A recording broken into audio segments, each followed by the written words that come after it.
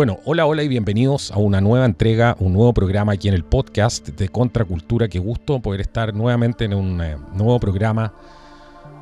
Y están pasando tantas cosas en el mundo que es difícil a veces hacer un programa sectorizado, focalizado en algunos temas que además que están siendo sumamente difíciles de tratar, porque el mundo está llegando a niveles, digamos, de control, a niveles totalitarios que nunca antes se habían visto, sobre todo con el desarrollo vibrante, ¿cierto? Y rápido que han tenido las comunicaciones digitales. Bueno, esto se expone cada vez más complicado poder informar. Pero hace bastante tiempo que no estamos con un amigo para poder entender todo este panorama. Y qué mejor que un analista internacional como esos que vienen a Contracultura, como es Andrés Barrientos, que es ingeniero civil. Él además es, andinista, comparte el amor por la montaña.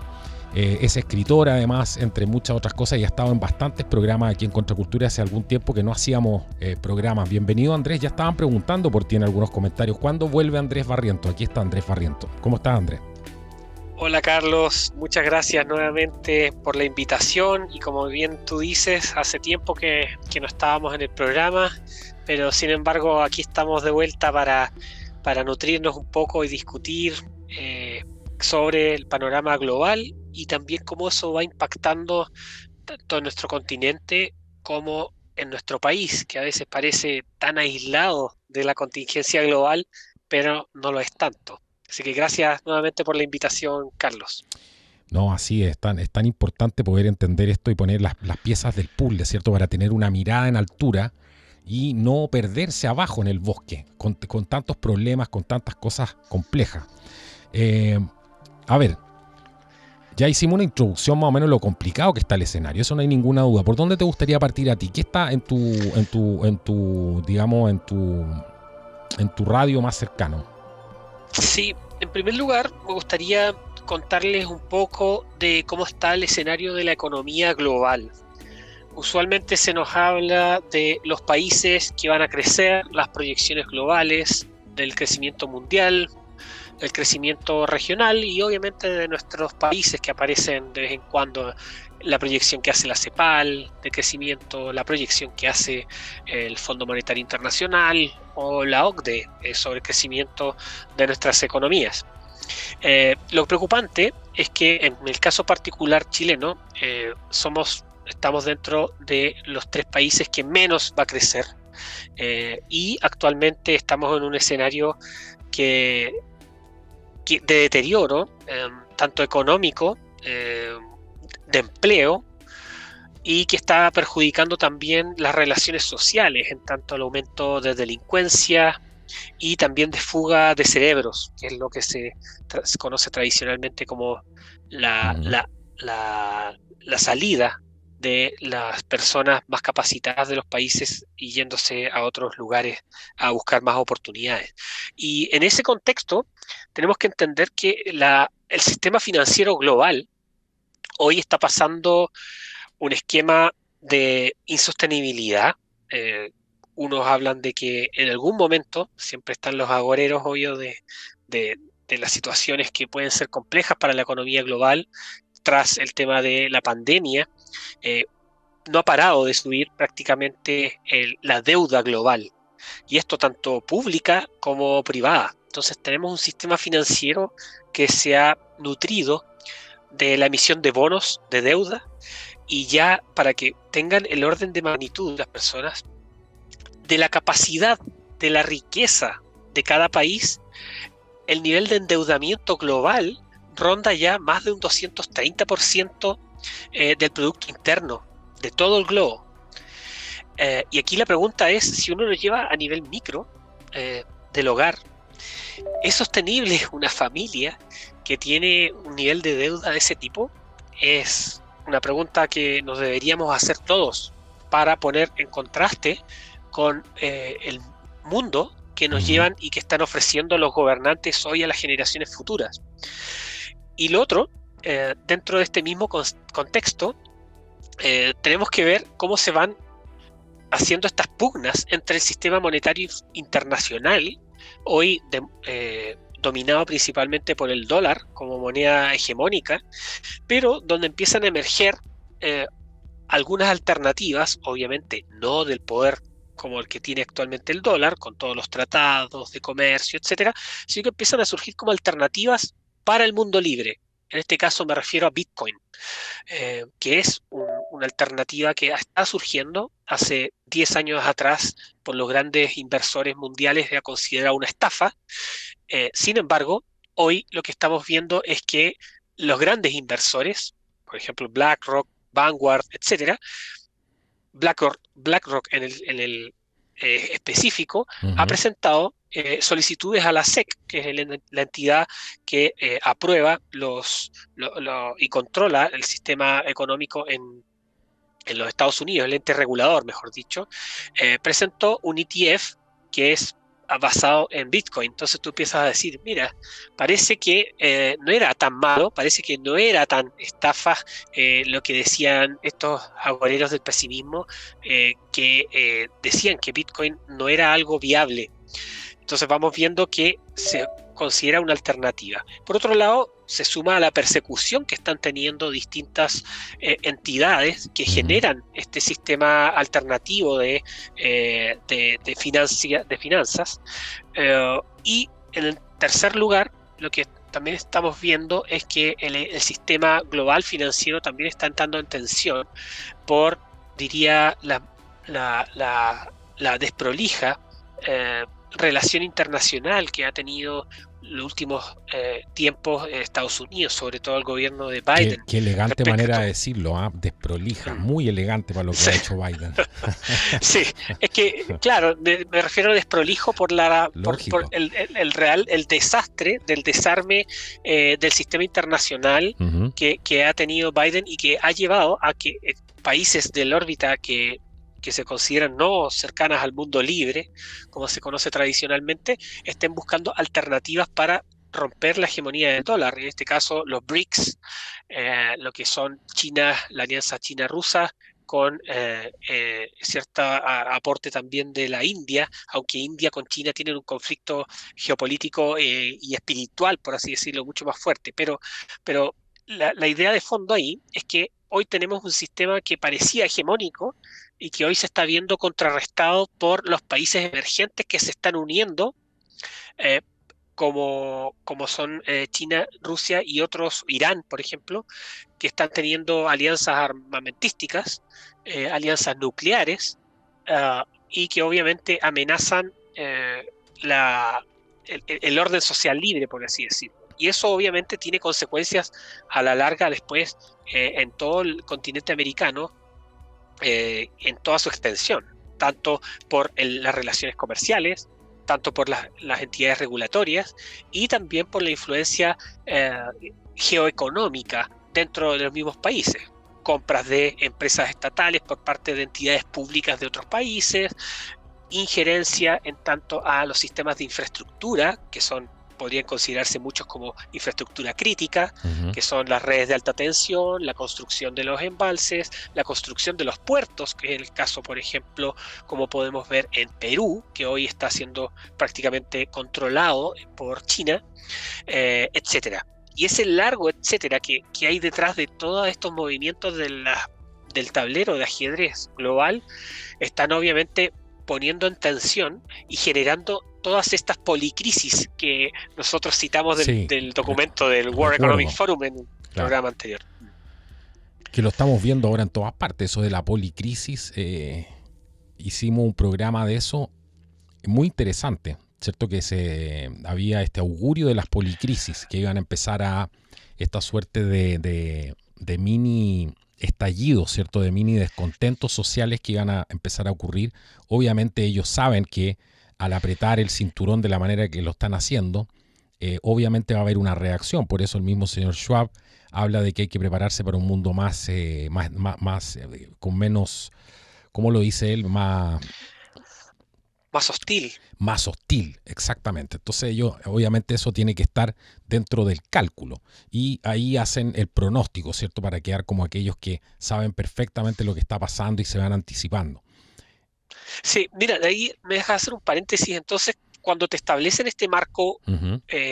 global de análisis, como de policrisis, te dicen, ya, vamos a tener una proliferación de actividades económicas ilícitas, como si no existieran ya.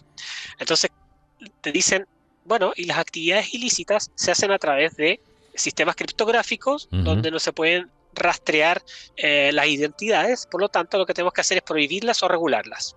Un mecanismo más contra la libertad. Después te dicen, tenemos mucha reacción frente a las políticas que estamos realizando para el bien común o el bien global. Entonces todos los grupos que son considerados o que se organizan para ir en contra de este tipo de políticas, que son muy lejanas, por supuesto, al capitalismo originario, terminan diciendo, perfecto, estos grupos extremistas y radicales tenemos que censurarle las redes sociales y cerrarle las cuentas, sus canales, etc. Y ahí surgen las comisiones de desinformación que terminan dando recomendaciones para tomar política pública y simplemente generar un decreto para que el Poder Judicial también genere órdenes para cerrar cuentas. El caso muy particular y común que ocurrió en Brasil, por ejemplo, sí, donde hubo cierres de cuentas de diputados en ejercicio en Brasil por emitir opiniones a favor del expresidente Jair Bolsonaro, y que cerraron cuentas, cerraron canales alternativos de noticias y de análisis, etcétera, con órdenes específicas. E incluso cuando ya es muy fuerte tu nivel de influencia, te buscan alguna manera para poder llevarte y ponerte tras las rejas. Y así una seguidilla de situaciones. Entonces, pero en nombre de la democracia, en nombre de resguardar la democracia, no te olvides de ese pequeño detalle, porque eso lo cambia todo. Bueno, lo mismo pasó con el nombre de la salud pública. Sí. Usted tiene que quedarse con problemas, dejar sus problemas solo en casa, no hacer deporte ni nada. Interesante eso que mencionas, porque en el caso, ponte tú, para ver cómo permean esto, yo hice un documental hace bastante tiempo atrás y hablaban de esta liga, no recuerdo el nombre específico, si era Liga Anticorrupción o un mecanismo anticorrupción que querían meter finalmente al Estado. Esto partió, creo, en el gobierno de Bachelet. Y ese es un plan de Soros, ¿cierto? Que ahora te lo están vendiendo en la nueva Constitución, y el objetivo que tiene es ir reemplazando, no es vigilar la corrupción, no es que no haya más corrupción, porque son los mismos corruptos que te dicen nosotros nos vamos a fiscalizar nosotros mismos, ¿cierto? Y si tú hablas de mí en contra, te vamos a meter preso. Para eso tenemos Pero ese es un intento por reemplazar al Poder Judicial, por hacer un sistema de justicia aparte, fuera del Estado, y que vaya reemplazando. Eso te lo están vendiendo ahora como la gran panacea, como si esto fuera algo, un gran bien, ¿cierto? Y es más de la misma retórica. De lo claro, que después te dicen, bueno, tenemos problemas de costo de la vida. Claro, todas las personas sienten que hoy ir a comprar pan es más caro, poner gasolina a tu auto es más caro, transportarse en el transporte público es más caro, etcétera. Pues bueno, la solución que te dan es endeudamos el país, emitimos bonos, endeudamos más el país y entregamos subsidios o bonos a las personas directos, ya sea por los distintos mecanismos que tienen los organismos públicos, y pan para hoy y hambre para mañana, es decir, las generaciones futuras van a heredar una deuda de la irresponsabilidad de los gobernantes de hoy. Entonces tú vas viendo de que para cada problema te generan un problema futuro, es decir, lo postergan. Sin embargo, a eso hoy hay muchas más personas que están enterándose de cómo estos mecanismos generan una farsa del sistema democrático, y que obviamente tarde o temprano esto va a tener que cambiar. Y eso está mostrándose en ciertas reacciones que también en distintos países del globo respecto a este tipo de políticas.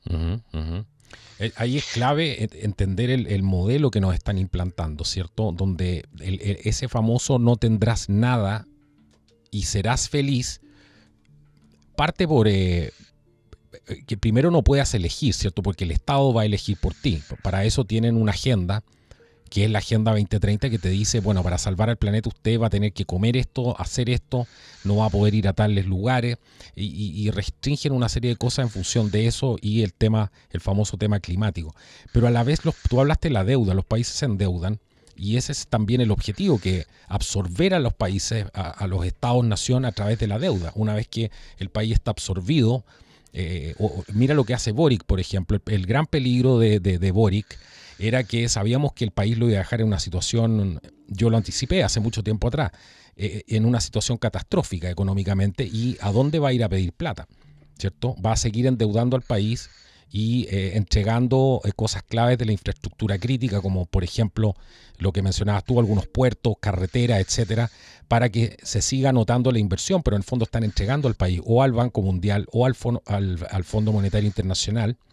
Y en el plano de las personas es no tendrás nada y serás feliz, no tendrás un auto, que ahora, ¿para qué vas a querer un auto si lo puedes arrendar? ¿Cierto? ¿Para qué vas a querer un refrigerador si también lo puedes arrendar? Entonces, es un corporativismo como nunca antes se ha visto. Es impresionante poder Sí, entender ese fenómeno. Porque en el sí, fondo quieren que no totalmente. tengas nada, que todo lo arriendes, que todo, ni siquiera el país, ¿cierto? Todo le pertenece a las grandes corporaciones. Sí, y para que nos demos cuenta un poco en perspectiva, tenemos que recordar muy bien que nosotros el año 2007, no es hace tanto tiempo, ¿ah? El año 2007 Chile tenía una deuda que no superaba el 4%, ¿ya? Una deuda pública neta que no superaba el 4%. Teníamos superávit, teníamos una economía bastante pujante, teníamos crecimiento económico, es decir, el incremento de los salarios de las personas también en el tiempo, una proyección de bienestar mucho más importante de la que tenemos hoy, donde ya el año pasado, el año antepasado, mejor dicho, bueno, ya va a ser antepasado, el 2022, ya se marcaba una deuda del 38%. Y es más, lo que es preocupante es que tenemos un grupo importante de economistas que tienen posición pública, Ujú. que tienen visualización pública, podríamos decir que son intelectuales públicos desde el área de la economía, que sostienen que endeudarse al 60% es algo que debería ser, es algo bueno. El keynesianismo está arraigado fuertemente, mejor dicho, en las distintas escuelas de economía y ciertos sostenedores de la opinión pública en este país. Y eso es no solo Chile, sino que en Latinoamérica, Hispanoamérica en general, no tienen problema los gobernantes en aumentar la deuda sabiendo que tienen bienestar, votos presentes Mm. y desastre futuro. Y eso es muy interesante porque la deuda pública ni siquiera es temática dentro de los debates No. presidenciales. La reducción del aparato burocrático del Estado tampoco es tema dentro de los debates nacionales. Bueno, Milei está haciendo una diferencia en este caso en Argentina, señalando que va a hacer un recorte de más de 10 ministerios en la Argentina. Bueno, si lo va a poder lograr hacer es otra cosa, pero instalar esos conceptos son sumamente claves para poder hacer un sistema económico y social que sea sano, perdurable y que podamos heredar a nuestros hijos un mejor país. Todas estas situaciones además tienen consecuencias importantes en la paz social. Cuando tú subes los impuestos, hay más agencias de abogados, expertas tributaristas para hacer disminuir impuestos. Mm. Cuando tú tienes más abogados en el sistema y tienes un sistema más engorroso, no tengo nada contra los abogados de esta materia, por supuesto, pero el punto que quiero hacer es, cuando tú tienes un sistema mucho más engorroso para poder realizar tus actividades de forma libre, en este caso más regulaciones, más permisos, más trámites, lo que haces es aumentar el sistema de corrupción, de potencial corrupción de un país. Y eso es lo que nos está pasando hoy. Primero, no estamos creciendo. Segundo, la inversión privada no es un gran tema. Tercero, no hay proyecciones de crecimiento real, porque tenemos grupos políticos que son el hegemón hoy en Chile, que no les interesa el crecimiento y que eso pueda traer bienestar. Y además tenemos una centro derecha que usualmente no tiene ningún problema en seguir endeudando el país y seguir teniendo las condiciones que tenemos hoy para simplemente su bienestar pasajero. Entonces, es un escenario que es bien complejo y no se va a cambiar si no transformamos nuestras mentes. Exactamente. Bueno, eso es lo que de alguna manera está pegando tan fuerte, ¿cierto? Más allá de las soluciones que pueden venir a ofrecer los políticos, que la gente ya no cree mucho, todo lo pone en duda y con cierta razón también, pero es como tú decías, instalar el discurso, ¿cierto? Instalar el discurso es sumamente importante, algo que la derecha no tiene idea de hacer, porque no cree en eso, no se la cree. La izquierda sabe que el lenguaje construye realidad y han construido un verdadero imperio en base a eso, además con un apoyo económico de los capitales más importantes del mundo. Pero Claro. eso es fundamental entenderlo, más allá de si los gobernantes que a lo mejor vamos a mencionar hoy día en el programa, no estamos diciendo que sean la solución, que sean la panacea, nada, estamos tratando de hacer un análisis, porque hay mucha gente hoy día que dice, no, trabaja para el otro lado, etcétera. Vamos a ver ahora quién es quién y por las acciones finalmente se van conociendo a las personas. Pero había una reacción, ¿cierto? Lo que sí no podemos negar es que había una reacción a esta ola de progresismo global, o al menos así se ha visto en las urnas. La gente está molesta, por decirlo menos, por ser elegante, ¿cierto? Tiene mucha rabia con lo que está pasando, porque le están quitando todo y los gobiernos ya no están gobernando para las personas. Entonces había una ola de reacciones, ¿cierto? Al progresismo global, lo que Así podríamos llamar. es. ¿Qué te parece lo que ha pasado, por ejemplo, en Nueva Zelanda? Bueno, el caso de Milei, que estabas comentando, otros países como Irlanda, Países Bajos, España. Y terminemos con Chile. ¿Qué te parece lo que está en Estados Unidos? Está pasando lo mismo. Trump está liderando, no tienen cómo pararlo. Y están Así es. aterrados. Sí, Carlos, mira, aquí lo que estamos viendo es que se están dando las condiciones naturales producto de un esquema completo de políticas que tienden a agredir tanto a la propiedad privada. Cuando hablo de la propiedad privada me refiero, por ejemplo, que los agricultores tengan su ganadería, la exploten, le den alimentos a su ganado, vendan la carne, etcétera, y que estén acompañando en todo el proceso productivo. Entonces llegan burócratas de Bruselas, en este caso me refiero a la Unión Europea, Uh-huh. ponen reglamentos a países que tienen condiciones muy distintas, unilaterales, y empiezan las restricciones, y obviamente este es el pueblo, se levanta para ir contra estas políticas. El caso Países Bajos es brutal. Le invito a los que nos están escuchando de que revisen los casos que están ocurriendo en Países Bajos. En Países Bajos se han aprobado políticas para reducir las emisiones de metano, que son uno de los componentes más relevantes del el cambio climático, de la afectación del clima. Entonces, ante eso, lo que están diciendo es reducir el metano. No están diciendo maten a su ganadería, pero reducir el metano es directamente hacerlo. Es como, claro, reducir el carbono, al final el carbono eres tú, es lo mismo. En este caso es Exacto. la Entonces, vaca, no son los pedos de la vaca, es la vaca. claro. Entonces, claro, toda la agricultura tan importante que es para Países Bajos, en este caso, con este tipo de regulaciones estatales, burócratas sentados que quieren regular la vida de la gente, empiezan a tener consecuencias. Entonces han tenido protestas de los agricultores que no necesariamente son de derechas, ni son múltiples, son personas agricultores que están descontentos porque no le dejan trabajar. Punto. Los medios de comunicación tienden a tratar de encasillar a estos grupos de ciudadanos que realmente se mueven por causa justa.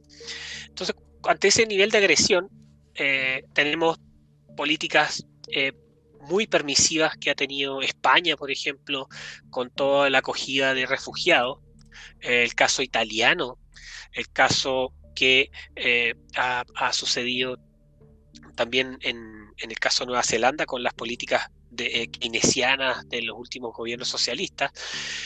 Y ahí vemos toda una mezcla de un mix de políticas progresistas que terminan tanto agrediendo la libertad, al sistema de esquema de libertades personales, terminan generando guetos con estas políticas de migración, que hay muchos países, esto entre paréntesis, de que utilizan el fenómeno migratorio como guerra híbrida. Y en el caso latinoamericano no hay ninguna palabra sobre esa materia. Tú tomas los principales diarios del país y no hay ningún análisis crítico, un Nada. análisis importante sobre el fenómeno de las guerras híbridas. Podemos encontrar algunos documentos menores dentro de las academias de guerra, dentro de los países, pero como usualmente los intelectuales de las academias de guerra no tienen una visualización pública, sus informes son no leídos, son vistas más como un paper académico y nada más. Pero en el caso europeo, las guerras híbridas se la han tomado en serio. Han habido evidencias de ataques a la Unión Europea, a Polonia, a Hungría, de migrantes que los ponen en las fronteras en pleno invierno, por ejemplo, en el caso de la frontera de Belarus, la frontera que enviaron migrantes de países arábicos a atacar y entrar a la frontera polaca. Los polacos, ¿cómo reaccionaron con eso? Con vallas de seguridad, con enviar tanques, enviar a la armada, enviar al ejército para proteger a su población. Y de eso aquí en Chile no vemos absolutamente nada. Y eso refleja que el Estado de Derecho, el sistema institucional, está en una grave crisis, pero no por culpa de las fuerzas de orden y seguridad, sino porque es por la anomia política de no querer hacer nada. Y aquí viene la pregunta que uno se tiene que hacer. ¿Esto es no hacer nada porque no te das cuenta, no sabes cómo hacerlo cuando tienes las atribuciones? ¿O simplemente lo dejas porque es parte de tu visión de cómo debe transformarse la sociedad para derrotar al sistema institucional que tienes vigente? Esa es una pregunta que tenemos que hacernos, porque Sí, claro. los medios de comunicación están ayudando en este sentido de mostrar las implicancias de la delincuencia, los guetos, los loteos irregulares, los que se ocupan de terrenos, todo este esquema. Sin embargo, las soluciones las postergan para a futuro, para posteriori.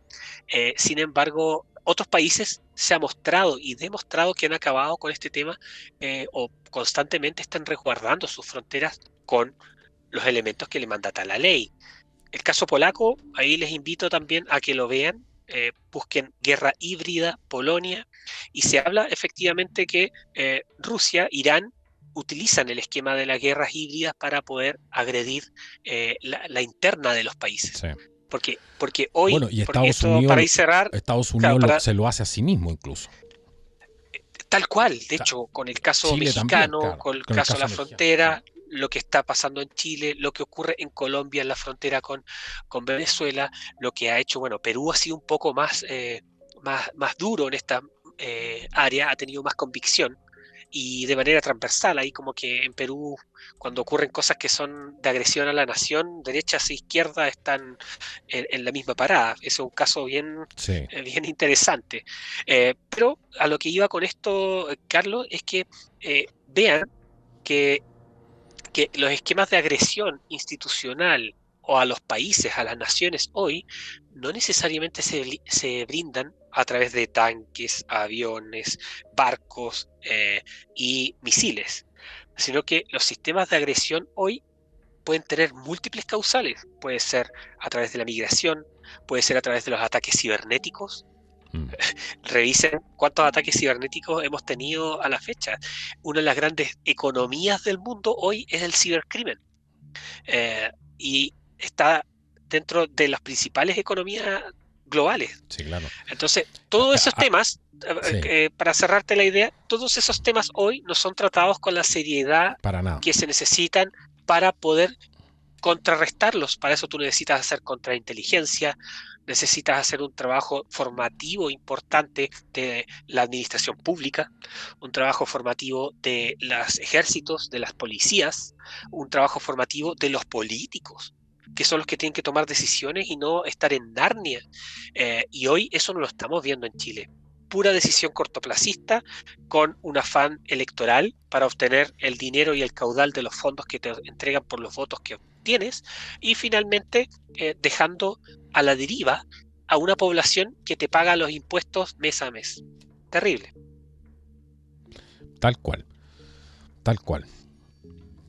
Imagínate, una sola investigación seria que se hubiese hecho, por ejemplo, del tema de los ciberataques, que hubo para el 18 de octubre del 2019 y se caía completamente la tesis de la cosa espontánea, por ejemplo. Sí, pero si tú te fijas, han hackeado bancos, hackearon Banco Chile, Banco Estado, se ha hackeado Servicio Civil, Al se ejército.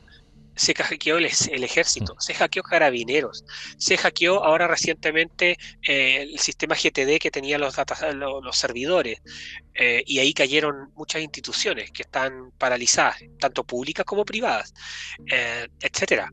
Recién, bueno, el senador Kenneth Pugh es uno de los que ha impulsado fuertemente el tema de preocuparnos por la ciberseguridad. Y yo me saco el sombrero por este senador que tiene una preocupación genuina, pero claro, es uno en un desierto, ¿no? Eh, Hay un tema muy, muy, muy importante ahí a desarrollar, tanto en el país como en Latinoamérica. Ahí, obviamente, ¿cómo es posible decir que no se detectaron en su momento que entró tantas veces el avión iraní de manera ilegal, irregular al país y que no se sabía que venían a hacer? Es realmente de locos. Está claro que los políticos están vendidos. Esa es ¿cierto? La mayoría están vendidos a esta agenda y creen esta cuestión a pie juntillas, que esta es la solución para salvar el mundo, el planeta, la migración, los derechos humanos, que son antihumanos porque acaban con las vidas de las personas y les quitan sus libertades, sus ganas de vivir, su dieta, etcétera. Pero que España es otro caso. ¿Qué ha pasado en España? ¿Cómo ves tú la situación en España? Porque curioso que mientras Sánchez se corona en el poder, ¿cierto? Y se hacen los reclamos pertinentes al Parlamento Europeo, justamente no llega nadie, ¿cierto? Hay una complicidad de la Unión Europea en esta, digamos, en este golpe de Estado que llaman muchos de Sánchez. ¿Qué opinas tú de eso? Bueno, lo que está pasando en España es simplemente brutal, en el sentido de que es tan dañada la economía de España que están teniendo problemas con el paro, que le llaman el paro juvenil. Cada vez menos gente quiere trabajar, cada vez tienen menos espacios de innovación. Una de las principales empresas constructoras de España, Ferrovial, muda su sede principal a Países Bajos porque los impuestos ya son impagables y necesitan más alternativas de innovación para poder competir en el mercado norteamericano, porque esa empresa se fue para allá. Y así, cada vez más engorroso el sistema. Y además recordemos que ellos tienen un sistema de control territorial o de división político-administrativa que tienen comunidades autónomas. Y eso lo que ha hecho en el tiempo es seguir engordando el tamaño del Estado, la deuda y también la conflictividad en el mismo Estado español con los grupos separatistas. Y lo que pasó ahora con el presidente Sánchez y los grupos separatistas de Cataluña es que, en palabras de políticos españoles, en palabras de instituciones independientes de España y en palabras de los mismos gobernantes de hoy, hace meses atrás, es que lo que hicieron, este pacto de amnistía, no está dentro del ordenamiento constitucional, por lo tanto es un quiebre del Estado de Derecho y unos ya hablan de golpe de Estado Sí. a la chavista, sin armas, pero con todas las violaciones a las reglas, las leyes, a la convivencia interna. Entonces, en este caso, claro, tienes un rey, por un lado, que está ahí mirando expectante, que no tiene nada que hacer porque tiene las fuerzas políticas tomándose las instituciones, y por otro lado, una Unión Europea que su silencio habla, dice mucho, que se preocupa por Hungría, que se preocupa por Polonia, pero cuando quiebran el Estado de Derecho en uno de sus filas, ahí no hay problema tampoco. Sí, claro. Y eso es importante también tener en cuenta, porque España tiene una muy fuerte relación también con Chile. Tienen distintas asesorías que hacen a Chile, cooperación. Tenemos una hermandad, por así decirlo, con este país muy importante. Bueno, venimos también de allá, por supuesto, y eso lo que ocurra en España también tiene repercusiones acá, sobre todo con estas alianzas que se empiezan a dar entre Sánchez con Maduro, con la complicidad de los distintos dictadores y gobiernos socialistas que están dentro del orden de la iberosfera. Entonces hay que tener ojo con estos procesos porque realmente son preocupantes de que haya eh, tanta complicidad con que esto se dé de forma natural y que no sea una agresión a la democracia. Entonces salen un grupo de personas a protestar a favor de Trump y ya son tildados de ultraderechistas, fascistas, antidemócratas, insurreccionales, etcétera. Pero aquí ocurre de manera en el mismo Congreso de los Diputados en España y no pasa nada, no hay ningún medio importante que señale esta situación de carácter golpista que se da para desgracia de los hermanos españoles. Increíble. ¿Viste un whistleblower que dijo el otro día el tema de que habían hasta que Obama había generado un gobierno paralelo antes de irse? Le dieron, tenían identificadas a las personas que le habían dado un me gusta a Donald Trump. O sea, ese es pero ojo, Andrés, que esto es el nombre de la democracia, como siempre decimos acá en el canal. Es siempre el nombre de la democracia, ¿cierto? Ahora, sí. El peligro que yo creo que muchas personas no anticipan, y te quiero ver tu perspectiva en eso, es como tú sabes, cuando tú ya tienes un gobierno tan corrupto, cuando tienes un gobierno involucrado en tanta corrupción, en tal nivel de corrupción, que ya prácticamente no es un gobierno, es crimen organizado, ¿cierto? Obviamente ellos no se van a querer ir del poder. Y ese es el gran problema en que nos hemos metido ahora, también en nombre de la democracia. No sé qué opinas tú de eso, pero es muy difícil sacar a esta gente porque ellos saben, por ejemplo, en el caso de Trump, que esta vez, si Trump no persiguió a nadie, que cometió un gran error ahí, porque nunca persiguió a ningún oponente político, hicieron lo que quisieron con él. El otro día un analista que es muy inteligente decía, ahora le tienen miedo porque este va a venir recargado y va a actuar el Partido Republicano, las huestes leales a él por supervivencia. Ya aquí ya cambió la cosa y le tienen miedo porque le han hecho tanta cosa que ahora saben que va a haber una venganza. Entonces, ojo con ese tipo de cosas. Sí, aquí a mí me gusta recordar siempre una frase respecto al tratamiento que tenemos que tener como nuestra visión de un Estado para la libertad.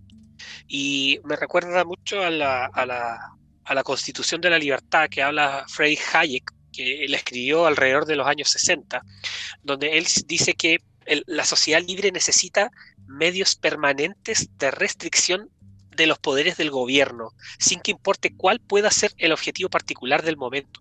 Y esta frase es tan clave que nos sitúa a pensar de que siempre un ordenamiento constitucional para un país tiene que basarse en pensar y suponer de que qué pasaría si mediante los votos elegimos un tirano por error. ¿Qué hacemos?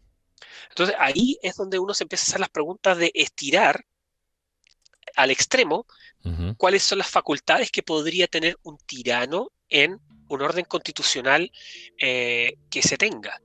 Y ahí es donde uno empieza a decir, oye, mira, parece que esta norma podría eventualmente un tirano hacerse del poder de tal manera.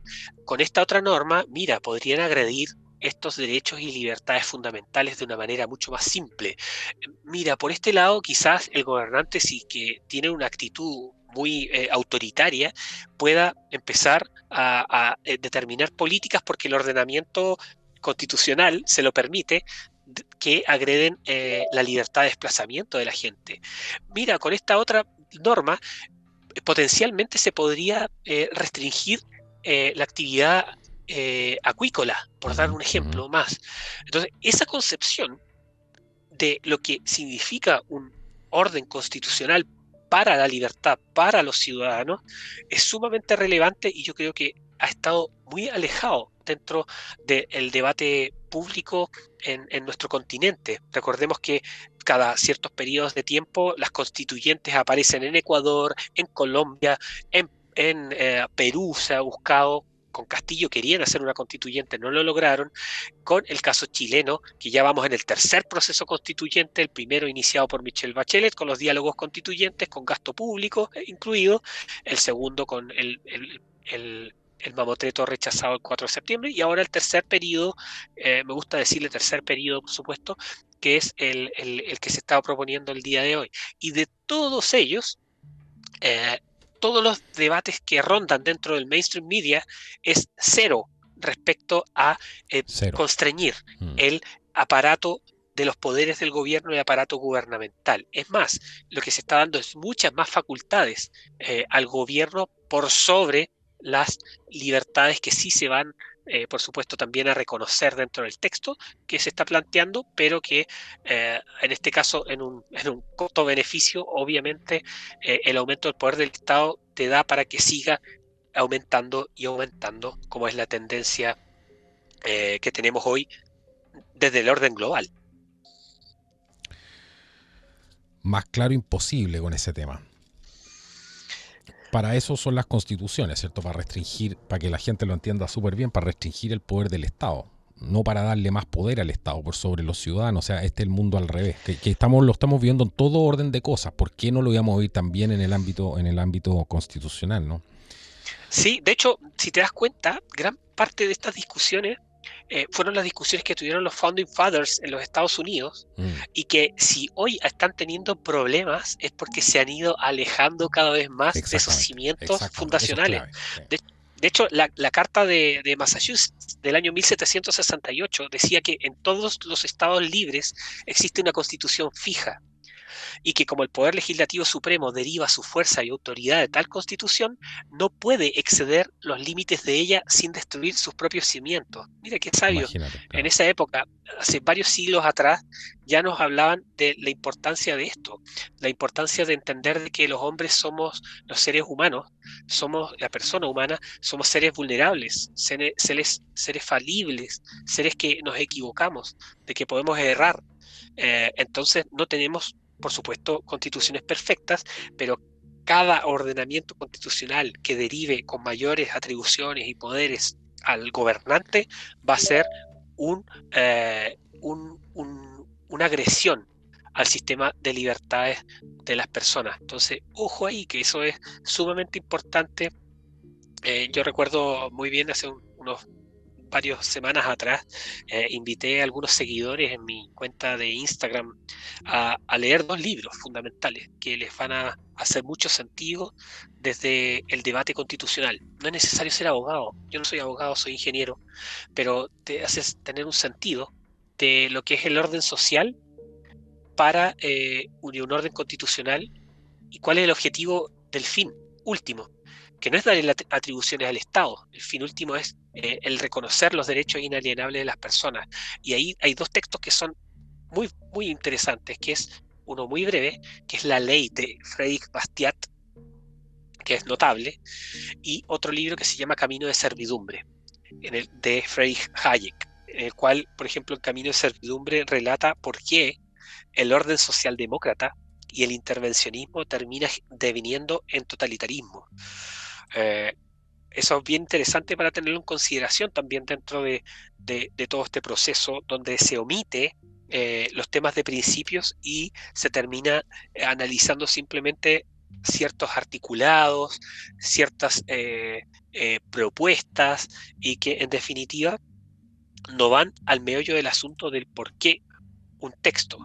Y bueno, si nos salimos un poco de ese marco del texto mismo, es de entender el proceso, que era lo que hablamos delante, Carlos, ese proceso de cómo se ha venido gestando, del por qué, quiénes son los que han llamado a hacer nuevos pactos sociales en el orden global. Yo lo escuché en las Naciones Unidas, yo se lo escuché a Antonio Guterres. Él fue el que señaló que había que hacer nuevos pactos sociales cuando inició una de las tantas policrisis, en este caso la crisis sanitaria del COVID. Hay una enfermedad tenemos que hacer nuevos pactos sociales. ¿Cómo te entiendes tú Claro. eso, Es que tú lo estimado amigo? explicaste, creo que lo explicaste tú en un programa, hablaste de lo que significaba el pacto social, qué es lo que era un pacto social, y lo explicaste muy bien. Recordemos, ¿qué te parece? Recordamos a Frédéric Bastiat, ya que lo citaste, porque mira qué frase dice, hablando del tema constitucional, dice, la ley ya no es refugio del oprimido, sino el arma del opresor, entre otras cosas que dice.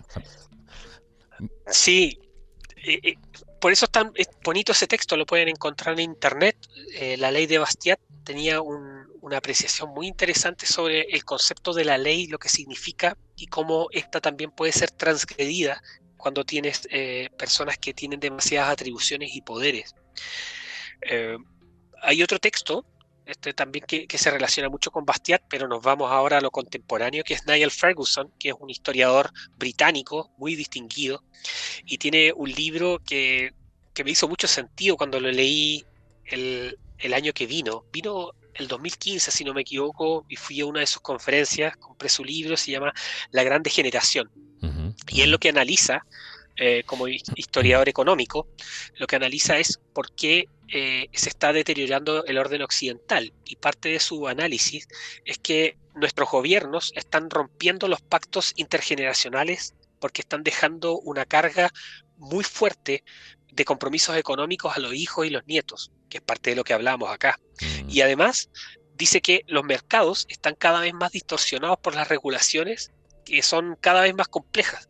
Y eso que terminan tratando de curar, terminan siendo una enfermedad, cada vez con más reglas, más regulaciones. El caso de la ley Uber, por ejemplo, en Chile, que se está implementando una ley Uber y cerca del 80% de los Uber van a tener que dejar de funcionar. Hay gente que trabaja y vive de eso, personas desempleadas que usan su automóvil como medio de subsistencia. Entonces, realmente de loco. Y otra cosa más que dice es que el imperio de la ley se va convirtiendo en el imperio de los abogados.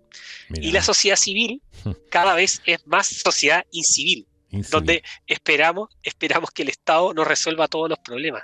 Qué buena frase nos deja ahí Niall Ferguson para reflexionar, porque te das cuenta que es así. Cada vez es más difícil entender tu declaración de impuestos. Por lo tanto, tienes que buscar, bueno, si tienes empresas, abogados tributaristas, contadores, estarse actualizando sobre las materias, las regulaciones impositivas van cambiando año a año, con las circulares y con los decretos que saca el Servicio de Impuestos Internos.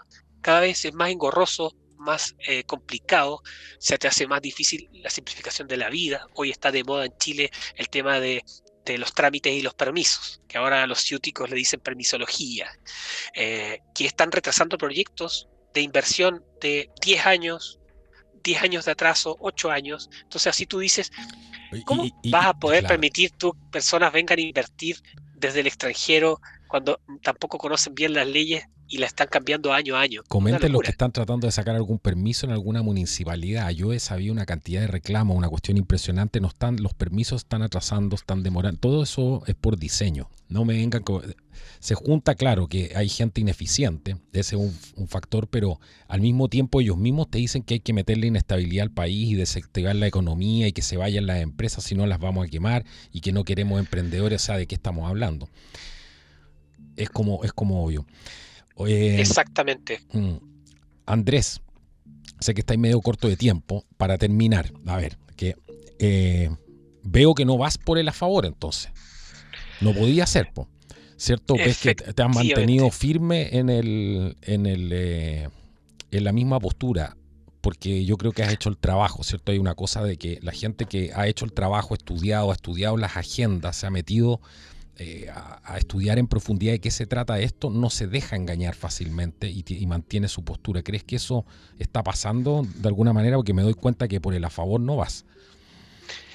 Efectivamente, Carlos, yo no voy por el a favor, así como me preguntaron hace unos días atrás y les señalé, yo estoy en contra del cambio constitucional desde que escuché que iba a haber un cambio constitucional en el 2015, así que me mantengo en contra, porque veo que hay muchas situaciones que veo riesgos, tal como hablamos anteriormente, de cómo enfrentar una constitución, cómo entender una constitución. Para mí, cualquier constitución o proyecto constitucional que implique que no se puede hacer un desmantelamiento progresivo del aparato burocrático del Estado, es decir, ir reduciéndolo para ampliar los márgenes de libertad económica, social en las vidas, para mí es algo negativo. Entonces, por lo tanto, yo no puedo estar promoviendo un texto que en este sentido sería más interventor que el actual. Y para darte algunos ejemplos que ya están ocurriendo hoy, Carlos, es que la gente dice, no, pero que incluir una norma del cambio climático es algo que corresponde porque el cambio climático existe. Perfecto, yo puedo decir, sí, hay evidencia de que hay variaciones importantes en estacionales de lluvias, estacionales de algunos ríos que cambian los cauces, etcétera, aluviones en ciertos sectores donde antes no habían, desertificaciones, existe, eso hay. Como también existe más vegetación en algunos lugares de la Amazonía, como también existen algunos lugares con mayores enfriamientos, caso Kazajistán, por ejemplo, cuando yo escuché alguna vez de que Bill Gates quería hacer una pantalla para congelar el planeta, yo decía, oye, pero qué criminal, porque en Kazajistán hay lugares que tienen menos 45 grados, o en Rusia, en Yakutia, tienen menos 45 grados, y si quieren enfriar el planeta van a matar a esa pobre gente. ¿Cómo es eso? Bueno, yendo al tema, Tal cual. cuando nos dicen qué es incluir una norma de cambio climático, tú dices, sí, perfecto, me parece adecuado porque en realidad es un tema hoy. Ok, el tema es que cómo se concibe las normativas de cambio climático hoy a nivel global es con base a una hegemonía de un sistema financiero hacia las finanzas climáticas, con un sistema de control hacia las actividades económicas con perspectiva climática y una agresión a la propiedad privada y a ejercer las actividades económicas. Y es tan así que nosotros, los chilenos, sin tener eso constitucionalizado, firmamos en la COP26, y búsquenlo por si, para que saquen sus propias conclusiones, como siempre hacemos en este programa, busquen el Acuerdo de Glasgow. El Acuerdo de Glasgow, que firmó Chile el año 2021 en la COP26, establece el compromiso de descarbonizar la economía. Y uno dice, sí, descarbonizar, que centrales a carbono ya no existan. Ya, no es solo eso. Para que escuchen todos, los que tienen auto a diésel, esto no es sembrar terror, sino que es lo que dice la propuesta. Dice que hay que descarbonizar la economía y al 2035 se compromete a eliminar un porcentaje importante de los combustibles fósiles y el diésel, es decir, reducir el uso de los automóviles a diésel. Y ahora la pregunta es, ¿y cómo lo van a hacer? Comprar un auto eléctrico hoy es carísimo y probablemente en el futuro con las mejoras de la tecnología va a ser más barato, más accesible. Perfecto. El problema es que ocurre es que como distorsionan la economía en base a los intereses, lo que hacen es subsidiar a industrias particulares en lo que es un capitalismo de amigotes o el crony capitalism, como le llaman los gringos.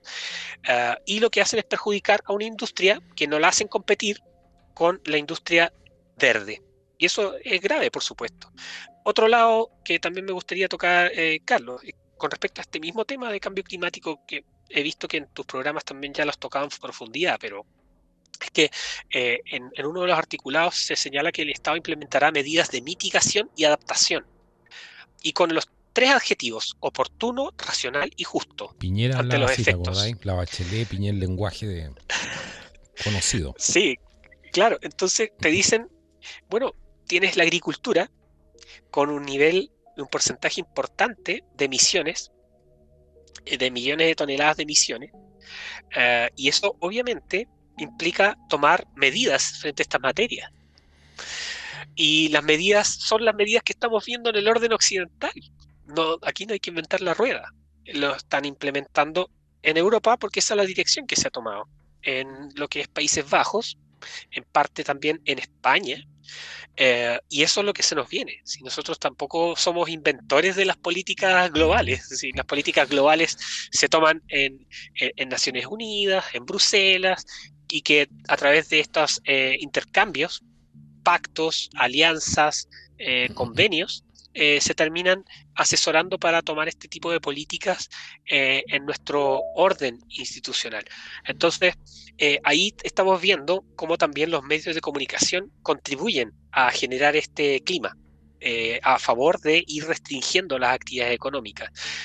Ya hay noticias que señalan, por ejemplo, que hay deudas ambientales de la agricultura en Latinoamérica, donde hay una emisión importante de gas metano, de las vacas, de la agricultura, una importante intervención también sobre los mares por parte de la industria del salmón, etcétera. Entonces, vamos viendo que se abre un espectro para la agresión a la propiedad privada en nuestro país muy relevante con este texto, y no basta solo mirar desde el punto de vista jurídico lo que dice la norma, porque ya sabemos también cómo son los jueces en la actualidad para sus distintas posiciones dentro del esquema judicial chileno, sino que también tenemos que tener una mirada global geopolítica del texto.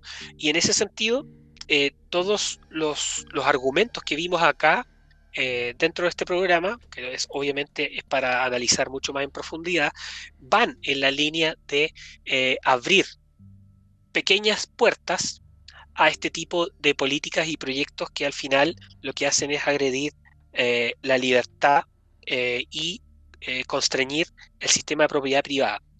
Y cerrarte con este punto, que yo creo que dentro de los distintos análisis que han hecho principalmente abogados, que son los que más han tenido trabajo ahora con el tema constitucional. Ahora todo el mundo es constitucionalista, no sé si te has dado cuenta. Así he visto. Sí. Yo lo que quería decir es que yo lo que veo en el texto, como a modo de resumen, es que según mis cálculos, si es que se crean esos 10 nuevos servicios públicos y consideramos que son nuevos servicios, hay algunos que uno puede ver que probablemente son como un upgrade de un servicio que ya existe. Pero si consideramos que son 10 servicios nuevos que se crean, tenemos alrededor de 1,7% del Producto Interno que vamos a tener que pagar para esos nuevos servicios por año. Eso implica, obviamente, pedir deuda a los caballeros que ya sabemos quiénes son. Y eso Y implica más carga impositiva para las personas, claro. Más carga impositiva, sin contar los derechos sociales. Estoy hablando 1,7% de puntos del PIB por 10 servicios nuevos. Solo por esos 10 servicios. Y que equivalen a más de 1.600 millones de dólares. Entonces la pregunta es, ¿estamos dispuestos con el escenario actual que tenemos, con la economía actual que tenemos, con los niveles de desempleo actuales que tenemos, a poder financiar ese tipo de actividades? Yo creo que no. Y ahí podemos tener miles más de razones para poder ver las deficiencias del documento que tenemos actualmente, y más aún una cosa que yo considero gravísima, sin ser abogado por supuesto, que es el tema de que esto es una hoja en blanco, es decir, la jurisprudencia que tiene la Constitución actual, estos 40 años, con fallos de distinta índole, positivos, negativos, etcétera, han creado un cuerpo legal importante para poder ampararse en que no te violen los derechos ni las libertades fundamentales, con obviamente ciertas problemáticas que ocurren en todo país y nada es perfecto, pero hay mucho riesgo en esta materia. Yo creo que por la misma razón que te señalaba anteriormente dentro del programa, yo no puedo estar a favor de un cambio constitucional. No estoy dispuesto a entregar y sacrificar la libertad de mis hijos futuros y de mi familia. Bueno, reclaro la explicación de Andrés, sus motivos para votar en contra, en este caso, del cambio constitucional. Te quiero agradecer, Andrés, por haber estado aquí en el programa, por todos los aportes que has hecho aquí en el canal con tu análisis. Tan agradable, tan ordenado, Andrés. Un caballero además, y lo pueden encontrar ¿dónde? En el canal. Vayan y suscríbanse ahora si quieren saber más, porque él está sacando varios programas, tiene sus libros, todo, así que si quieren saber más de las actividades que hace él, también lo pueden encontrar en el canal Perspectiva Austral. Busquen Perspectiva Austral en YouTube y lo van a poder encontrar ahí a Andrés Barrientos. Es un canal de reflexión, análisis y temáticas de interés global en general, regional también. Así que muchísimas gracias, Andrés, por haber participado hoy día aquí en el programa. ¿Y qué te parece si nos vamos con un nuevo video de la campaña de El En Contra? Perfecto. Bueno, muchas gracias, Carlos, nuevamente por la conversación. Bueno, para hablar del texto constitucional completo, eso es para un programa completo, Sí. ya queda poco tiempo también. Entonces, bueno, invito a los que siguen este canal a seguirse informando sobre las materias que nos competen, pero no solo quedarnos en lo que nos ocurre aquí a nivel nacional con lo que nos muestra la prensa día a día, sino que también estar al tanto de lo que está ocurriendo en el mundo, porque estar al tanto de lo que ocurre en el mundo nos abre un mundo de posibilidades de innovación, de emprender, de crear y también de activar esta alarma cuando vemos que están tratando de controlarnos, de agredir nuestras libertades fundamentales, entre otros. Así que, bueno, nos vemos, Carlos, y estamos conversando muy pronto. Y ahora pasamos a escuchar el audio que El me video, comentabas. sí, es un video que les voy a presentar hoy día. Bueno, nos vemos en un próximo programa. Chao, Andrés. Esto ha sido el podcast Ya, pues. de Contracultura. Chao, chao. Chao, chao.